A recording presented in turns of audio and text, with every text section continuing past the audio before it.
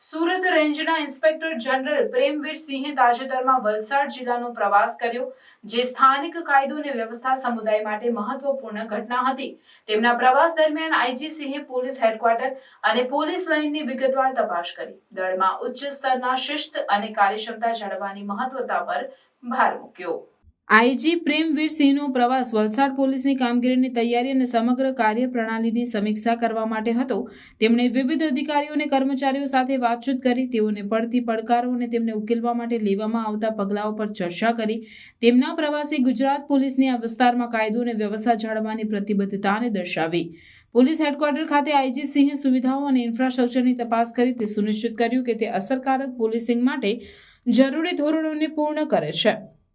તેમણે રેકોર્ડ્સ અને વહીવટી પ્રક્રિયાઓની પણ સમીક્ષા કરી, કાર્યક્ષમતા અને પારદર્શકતા સુધારવા માટે માર્ગદર્શન આપ્યું. તેમનો ફોકસ પોલીસ દળની ક્ષમતાઓને વધારવાનો હતો, જેથી તેઓ સમુદાયને વધુ સારી રીતે સેવા આપી શકે.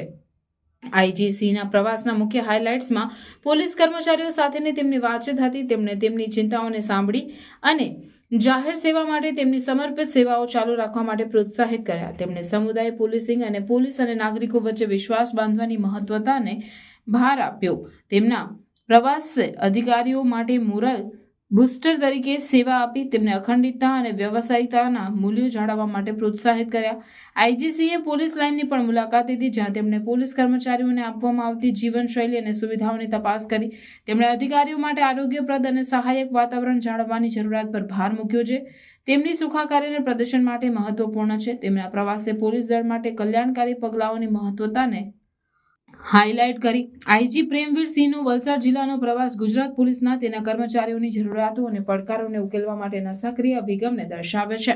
તે પોલીસ નેતૃત્વની આ પ્રતિબદ્ધતાને પણ દર્શાવે છે કે દળ સારી રીતે સજ્જ અને પ્રેરિત છે, જેથી કાયદો અને વ્યવસ્થા જાળવવાની જવાબદારીઓને સંભાળી શકે.